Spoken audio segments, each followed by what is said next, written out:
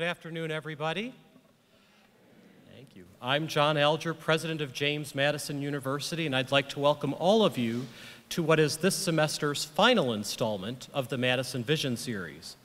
As I think all of you know by now, this series seeks to elevate the discourse on campus by bringing prominent thinkers and leaders here who can help us to look at our current civic landscape from different perspectives and to think about what it means to create an engaged and enlightened citizenry. Through the Madison Vision Fund, we're proud to sponsor the Madison Vision Series and want to thank the series co-sponsor, the Office of Madison Institutes in Outreach and Engagement, as well as all the supporters of the fund who've made this series possible. Today, we are joined by Professor Lawrence Lessig. Professor Lessig is the Roy L. Furman Professor of Law and Leadership at Harvard Law School, from which some of us graduated quite a while ago, so it's great to have you here. And he's also the outgoing director of the Edmond J. Safra Center for Ethics at Harvard University. By the way, his successor in that position will be starting in July, and that's Danielle Allen, who coincidentally will be speaking as part of this series this coming November. So I hope all of you will have a chance to come out and hear her as well. These titles, however, do not begin to capture the scope and depth of Professor Lessig's enormous intellectual contributions in multiple arenas. While he attended Wharton and later clerked for Supreme Court Justice Scalia, he has also become a vocal critic of the concept of money is speech and the corrupting influence of money on the American political system. An organization he helped to found, Root Strikers, emphasizes that this problem needs to be attacked at the root, not just the branches. You have to love a liberal arts education that allows Henry David Thoreau's Walden to be cited in the naming of a grassroots organization focused on rooting out the corrupting influence of special interest money. As Thoreau said, there are 1,000 hacking at the branches of evil for one who is striking at the root. And like many of you, I first became familiar with Professor Lessig through his path-breaking work on cyberspace and intellectual property. He was a founding board member of Creative Commons, a project which argues for sensible balance in intellectual property law that is updated for the digital age. More recently, Professor Lessig has developed the habit of taking a midwinter stroll across the entire state of New Hampshire. This 185-mile trek, better known as the New Hampshire Rebellion, is a very public effort to promote the idea of tackling the systemic corruption in Washington. Professor Lessig chose this language over the related term campaign finance reform, commenting that saying we need campaign finance reform is like referring to an alcoholic as someone who has a liquid intake problem. Professor Lessig has written numerous books on these subjects, and his 4 TED Talks have been viewed more than 4 million times. But even before Professor Lessig became so widely known on the TED Talk scene, he was already a constitutional rock star. You see, he was portrayed in the 6th season of West Wing by Christopher Lloyd, best known for his work as Doc Brown in the Back to the Future movies. How many of you have seen those movies, by the way? All right, so now you may not see an immediate resemblance here. I think the hair is a little different than in the Back to the Future movies. But how many academic leaders can say that they were portrayed on West Wing? So what a great honor that is. So today, Professor Lessig will deliver his lecture, Madison's Forgotten Egalitarianism. It's my great pleasure to welcome to the Forbes Center stage, Lawrence Lessig.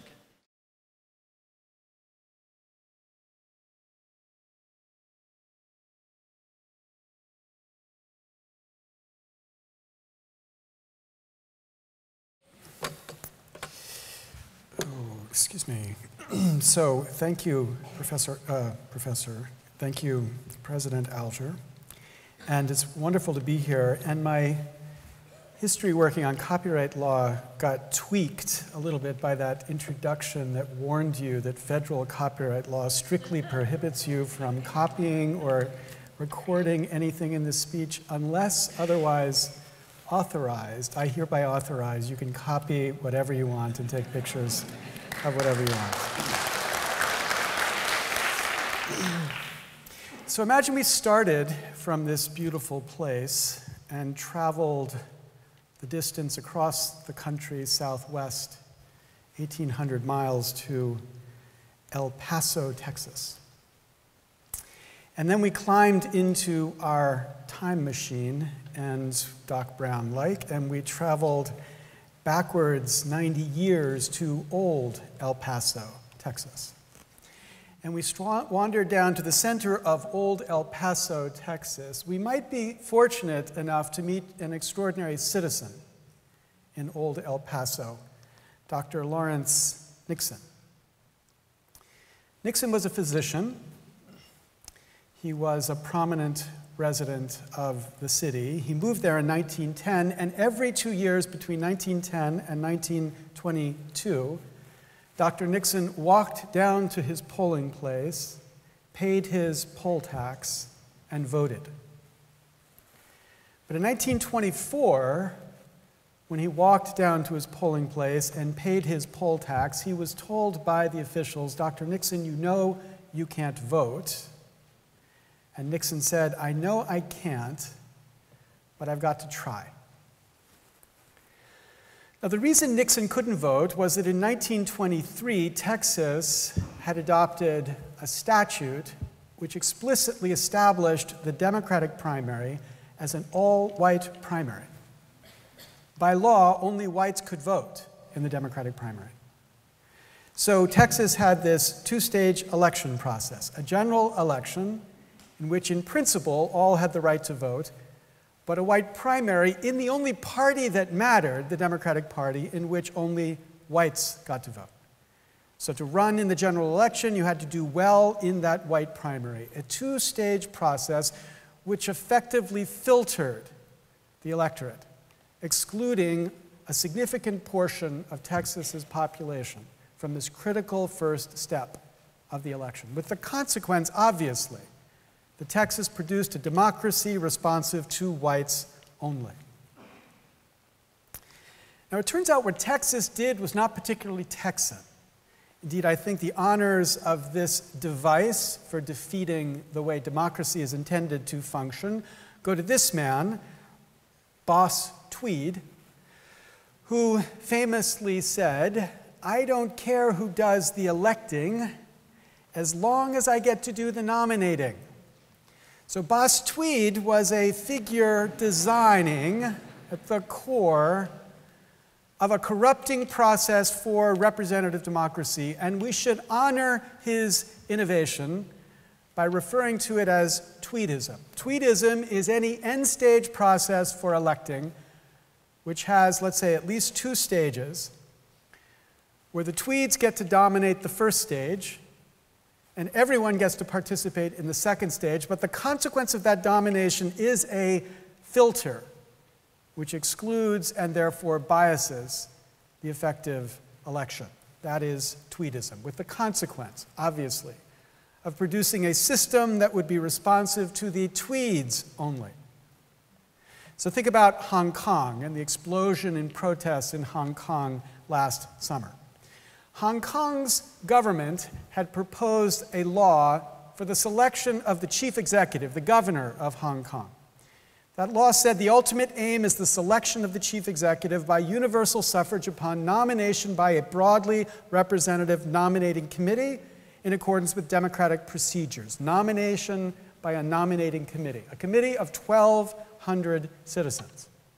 Which means out of a population of 7 million, that is about 0.02% of Hong Kong who gets to sit on the committee that selects the candidates that the rest of Hong Kong gets to vote among. A tiny, tiny number. There it is. If you think about one person represented in this fraction, that would be 1 out of every 5,000 people, which constitutes 0.02%, who got to participate in the nomination, and then the rest of Hong Kong got to do the election. A two-stage process, tweetism, which triggered a strike. A strike because the people in Hong Kong viewed that process as a biased process because of this biased filter. As it was described, the 1,200 would be dominated by a pro-Beijing business and political elite, with the consequence, obviously, of a democracy responsive to China only. Now, each of these cases is obvious to us. We have no problem in recognizing why the purported democracy, representative democracy, fails at its objective, at being fairly representative. So why not this process, too? We take it for granted in America that campaigns will be privately funded. But funding is its own contest. We could say funding is its own primary. Members of Congress and candidates for Congress spend anywhere between 30% and 70% of their time dialing for dollars to raise the money they need to get their party or themselves back into power. And as they do this, they learn what works. They develop a constant awareness, a sixth sense, to help them know what they might do and how it will affect their ability to raise money. They become, in the words of the X-Files, shape-shifters, as they constantly adjust their views in light of what they know will help them to raise money, not on issues 1 to 10, but on issues 11 to 1,000. Leslie Byrne, a Democrat from Virginia, describes that when she went to Congress, she was told by a colleague, quote, "Always lean to the green." And to clarify, she went on, you know, he was not an environmentalist. B.F. Skinner gave us this image of the Skinner box, where any stupid animal could learn which buttons it needed to push to get the sustenance it needs. This is the picture of the modern American congressperson. As he or she learns through this osmosis process which buttons they must to push to get the sustenance they need to get their party back into power or to win their election. This is a primary too. It is the money primary. It's not a white primary, it's a green primary. It's one stage in a multi-stage election, the first stage that determines who can qualify to run in a regular election process. It is a system of tweetism. And this system has a filter which itself is biased. And it's biased because of who the funders are, the funders. In 2014, 5.4 million Americans gave even $1 to any congressional campaign. That means about 1.7% of the population gave anything to fund any congressional campaign. But of that 5.4 million, the top 100 gave as much as the bottom 4.75 million combined. Those are the biggest funders. But when we think about the effect of this system of funding, we need to think not just about the biggest funders, but of the relevant funders, the funders who give enough so that their views matter to candidates as the candidates figure out where they must stand in order to get the funding they need to get their party back into power. So how much do you have to give to be a relevant funder? Well, let's take one number, $5,200, which most think is not enough to qualify as a relevant funder, but this number is the amount you would give if you maxed out to just one congressional candidate in the 2 cycles, the primary and the general election. $5,200. In 2014, 57,854 Americans gave $5,200 to congressional elections, which, if you're doing the math, you know means about 0.02% of America. 0.02% dominating this first stage, qualifying perhaps, possibly that many, probably fewer, qualifying as the relevant funders who are funding these campaigns. A tiny fraction of the 1%. We could say a Chinese fraction of the 1%, dominating this first stage with the consequence, obviously, of a democracy responsive to the funders only. I teach at Harvard, so we're not allowed to refer to Princeton studies, so let me just quickly mention there's a Princeton study here, before I get it off the stage, by Martin Gillens and Ben Page. Perhaps the largest empirical study of actual decisions by our government relating those decisions to the attitudes of ordinary voters, economic elites, and organized interest groups. And what Gillens and Page found was that if you related what our government actually did to the attitudes of the economic elite, there's a fairly predictable relationship. As the percentage, the x-axis here says the percentage of economic elite who support a change goes from 0% to 100%, the probability of that change happening goes up. Same thing for organized interest groups. As the number of organized interest groups supporting something goes from a small number to a large number, the probability of that issue getting passed goes up.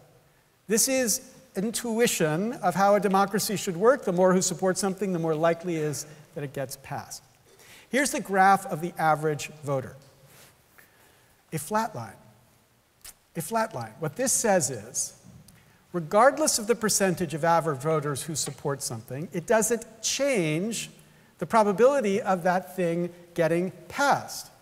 As they put it when they describe it in English, when the preferences of economic elites and the stands of organized interest groups are controlled for, the preferences of the average American appear to have only a minuscule, near zero, statistically non-significant impact on public policy. This in a democracy. Right? This is the picture we are to have of the way our system is supposed to work. There we are, in the middle of a country. That's kind of who we look like, right? So here we are, driving the bus. This is the design. We, the people, with the power to drive the bus, to steer it in one direction or another. But this is the reality of our democracy today. The steering wheel has become removed from the axle. We no longer have the power to control the direction that we go because we've allowed the system of tweetism to evolve into the core of how our democracy functions. Okay, now you have this idea of tweetism. I want to make 3 points about how it relates to the potential for rebuilding a democracy. The first point is tweetism is legal, and yet tweetism is corruption. It's legal because nothing I'm talking about here is bribery. I'm not describing Rod Blagojevich-type corruption. I'm not even describing anything that's unethical. I'm not talking about the thing that Transparency International talks about when it draws this very dramatic graph of the graft and corruption that exists around the world. I'm not talking about corruption in that sense. I'm talking about corruption of a system. Corruption of the system of representative democracy. The framers gave us what they called a republic. But by a republic, they meant a representative democracy.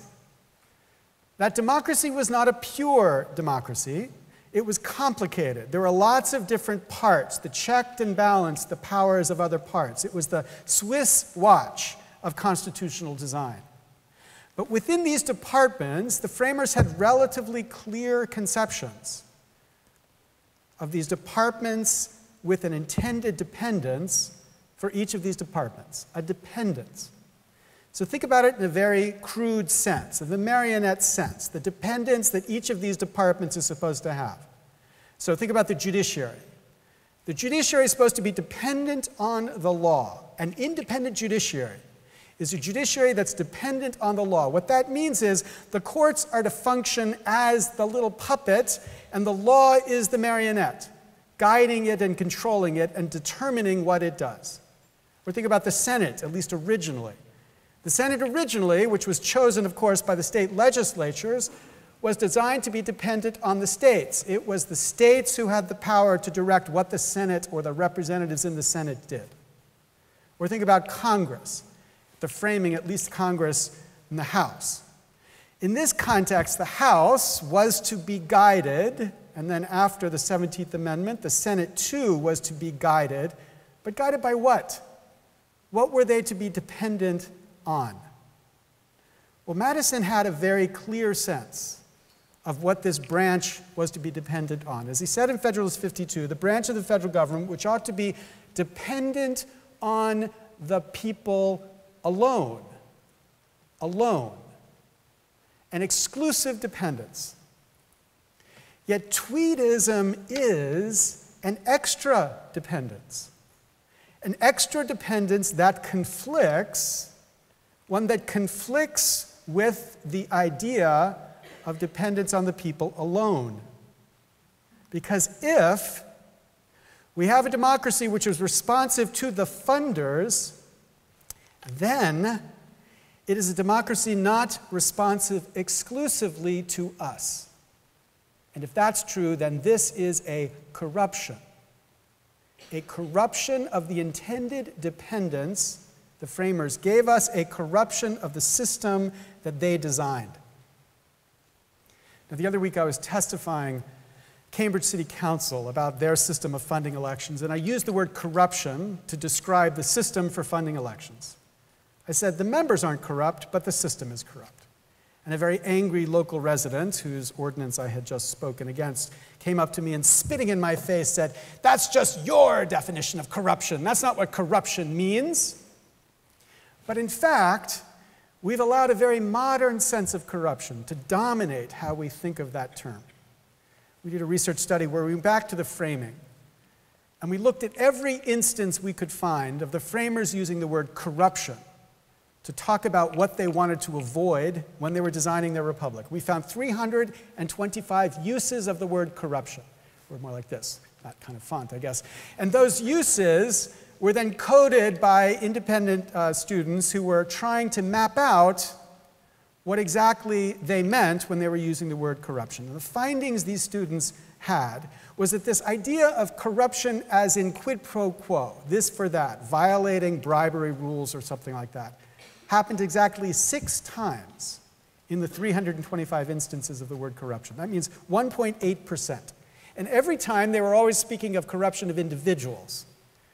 But in the balance of the cases, talks about individual corruptions were relatively rare among the framers. Their focus was not about individuals. Only 43% were actually talking about corruption of individuals. Much more common was their talk of institutions, the corruption of institutions. 57% of the uses were instances where they were talking about the corruption of institutions, not individuals. And the most common instance was what we could call improper dependence corruption, where they were talking about institutions that evolved an improper dependence, which meant that the institution was corrupted. 9% of the cases, which means 5 times the percentage of quid pro quo corruption. So, at least for an originalist interpreting the Constitution, if corruption means anything, it has got to mean improper dependence, exactly what our Congress now has, an improper dependence on the funders. And I think not just for originalists. We should begin to recognize that this picture of the world that makes countries like ours seem non-corrupt and the rest of the third world and developing nations feel corrupt is too convenient, because the corruption that I'm describing is as corrupting of a democracy as the corruption that they study. I think we should redesign this a little bit, maybe make this a little bit more like that, to recognize that though there are different forms of corruption, the kind that I'm talking about is often just as bad, indeed, sometimes worse, that we should see there is legal and illegal corruption, and both of them cheat democracy. Okay, that's point 1. Here's point 2. Tweetism is inequality. Inequality. It's not unequal wealth. It has nothing to do with the egalitarianism of resources. But it is unequal status, the unequal status of citizens within a representative democracy, because it is, in effect, the unequal vote of citizens within a representative democracy. A vote. A vote not in the ballot election, but in the money election. Not in a general election, but in the green primary. An unequal vote, which means unequal influence, because when we think about what does it mean to be responsive to the funders, we need to recognize the very different influence that funders have relative to the influence all of us would have if indeed we could control the process. This study by Page, Bartels, and Seawright. It's the first time there was a careful effort to track the political attitudes, not of the 1%, which we can do using standard data that exists, but of the 0.1% and the 0.01%, the wealthiest elite in America, the people who dominate the funding stage of this process, the tweeds, in the way I've described it. And what this paper finds is that we find a variety, they say, of substantial differences in policy preferences. So this elite is more concerned than other Americans about budget deficits, is more favorable towards cutting social welfare programs, less willing to pay more taxes in order to get health coverage, less supportive of several job and income programs, much less willing than others to provide broad educational opportunities, favor lower estate tax rates, and is favorable to increasing government, not favorable to increasing government regulation of Wall Street. Now, those influences are different from the influences that would exist in our system if we had a system, as Madison said, dependent upon the people alone, especially because, as Madison saw it, the people meant something very particular. And we forget this because we look back to the framers and are overwhelmed by their failure to see the inequalities which they were allowing to thrive within their democracy, inequalities of race, inequalities of sex. They wouldn't even understand what inequalities of sexual orientation might be. But the point is, they lived at a time where inequalities as we see them were rife. But they also found critical, central to the idea of the republic that they were creating a certain kind of equality. So in Federalist 57, Madison said, by the people, we mean, quote, not the rich more than the poor. Not the rich more than the poor. Their design was a design to avoid an aristocracy. And their aristocracy that they feared was one where a certain class would exercise power dominant over another. So if we have a system responsible to the funders today, what that means is a system responsive to the rich more than the poor. If it's responsive to the funders, and the funders are just a few as they are today, that means we've created a system of unequal citizens. Tweetism is about inequality. And then point number 3. As depressing as this story is, and this feels depressing, I get it. Tweetism is fixable. The analytics of this problem are pretty easy. If the problem is we've got representatives spending way too much time fundraising from too tiny a slice of America, conceptually the solution to that is that they spend less time fundraising, but from a broader swath of America. And the key to that solution is that the problem here is not the problem of the money. It's not money that is the problem. The problem is the concentration, emphasized by screwing up the font there. You get it? So concentration of the money. It is that we have concentrated the funding in such a tiny slice of America, not that there is money in the political system, because there will always be money in the political system. But if it's the concentration, the solution is then to spread out the funder influence, to make it so the funding comes from more of us, so that the concentration of influence does not corrupt the system. And to do this, we don't need a constitutional amendment. 90% of the problem could be solved by a single statute, a statute that would change how elections are funded. So here's an example. There's a traditional view about how to do this, something that we call public funding of elections. Presidential public funding system still survives. We forget, some of you weren't around really to remember, that every president between Nixon and Obama was elected on the public's dime. No person benefited more from the public funding system for presidential elections than this man, Ronald Reagan, who ran 3 national campaigns on the public's dime and never would have been a candidate if it hadn't been for his ability to use public money to get into the system in 1976 and become the default candidate for 1980. And when Ronald Reagan ran for re-election in 1984, he attended 8 fundraisers. When Barack Obama ran for re-election in 2012, he attended 220 fundraisers.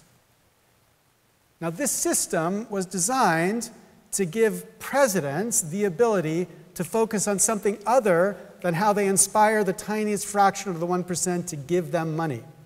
That was the objective of the public funding system, and it succeeded in that objective, but it is basically hated by most Americans right now. And the reason it's hated, I think, is that it is a system that feels too bureaucratic. It's Washington telling candidates how much they should get to run their campaign. And it also feels like it's cross-subsidy of political speech. So my political speech is being subsidized by you and vice versa. And people have some nagging resistance to the idea that I should be taxed to help the other side's campaigns. So rather than thinking about public funding in this top-down way, current proposals for changing the way elections are funded focus on what we can think of as small dollar citizen funding of campaigns.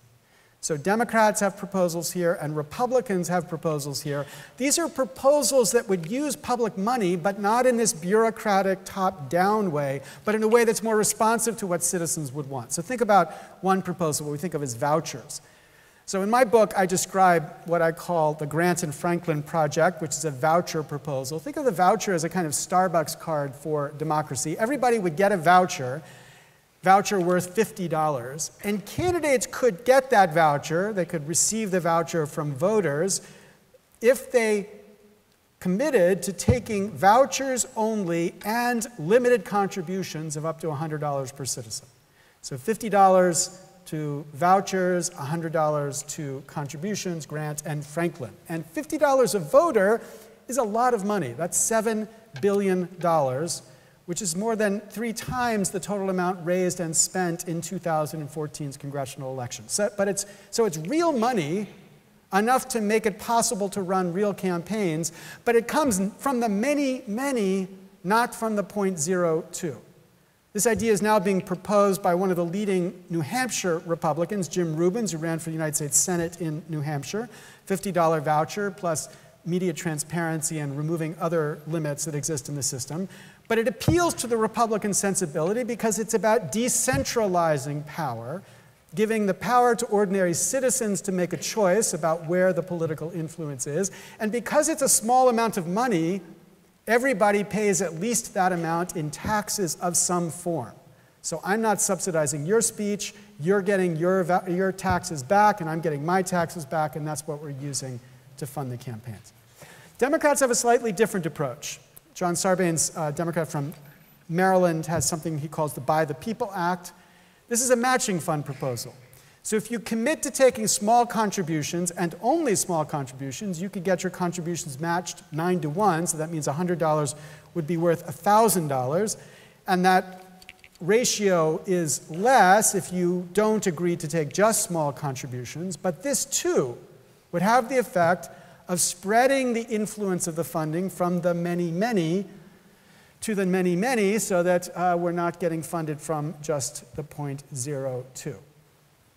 Now, the point with all 3 of these proposals is that if we imagine them enacted and adopted by most candidates, and when Connecticut adopted a small dollar system for funding their campaigns, 78% of the elected representatives opted into it in the first year.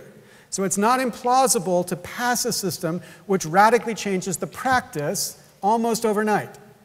But if we did that, if we adopted a system that perhaps was the hybrid between these Republicans and Democratic proposals, then when candidates ran, what would matter would be the votes, not the unequal money, but the equal votes from equal citizens. What would matter is the equality of citizens in selecting their representatives.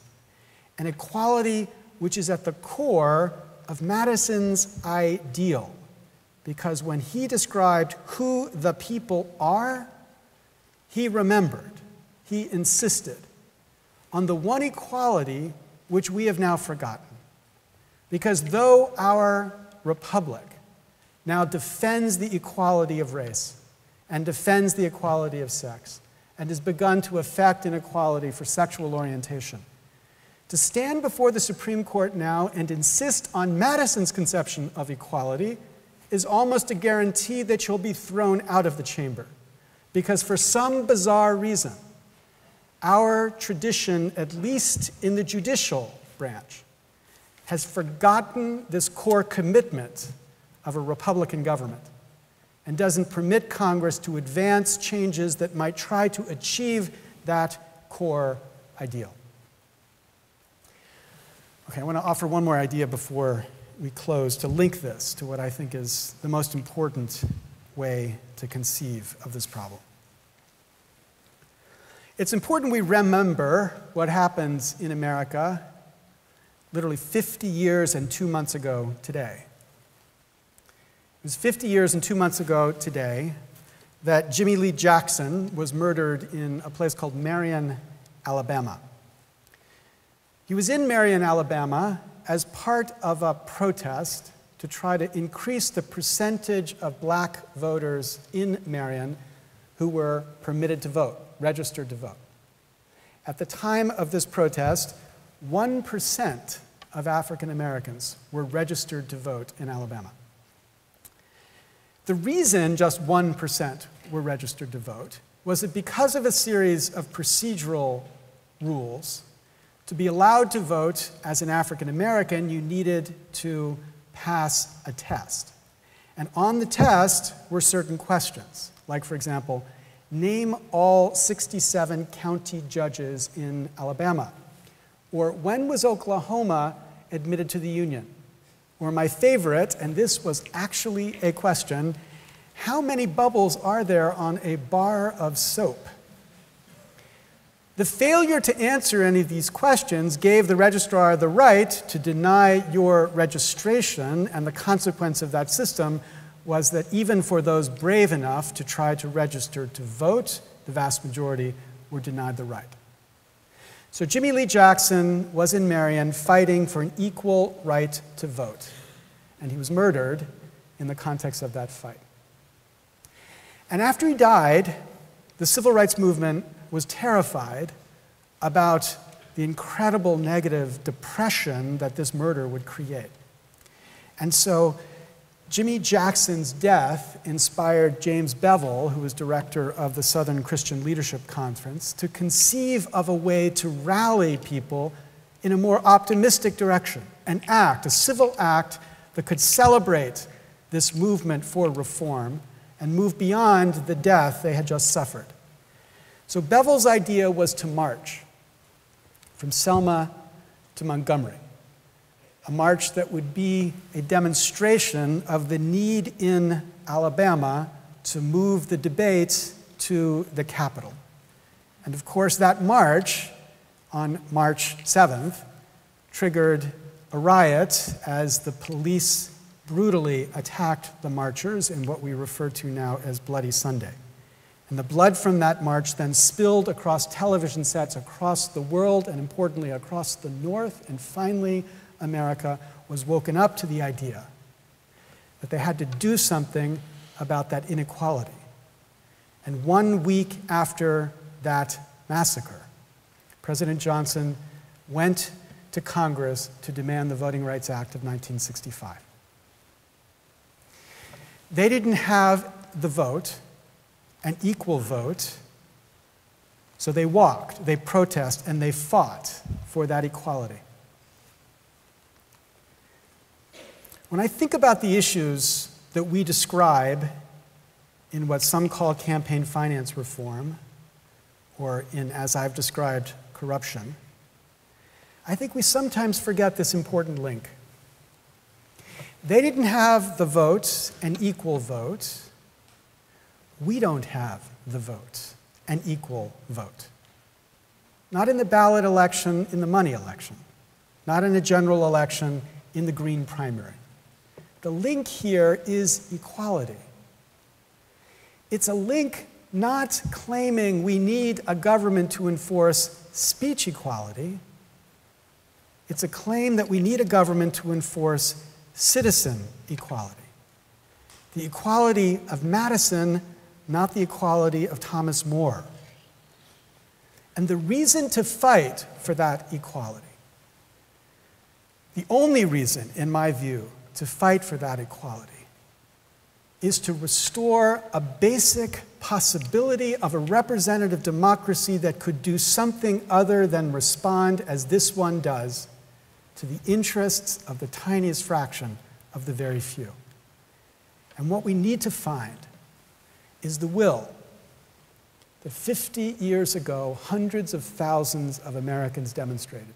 The will to stand up and demand that equality and to begin that demand now. Thank you very much.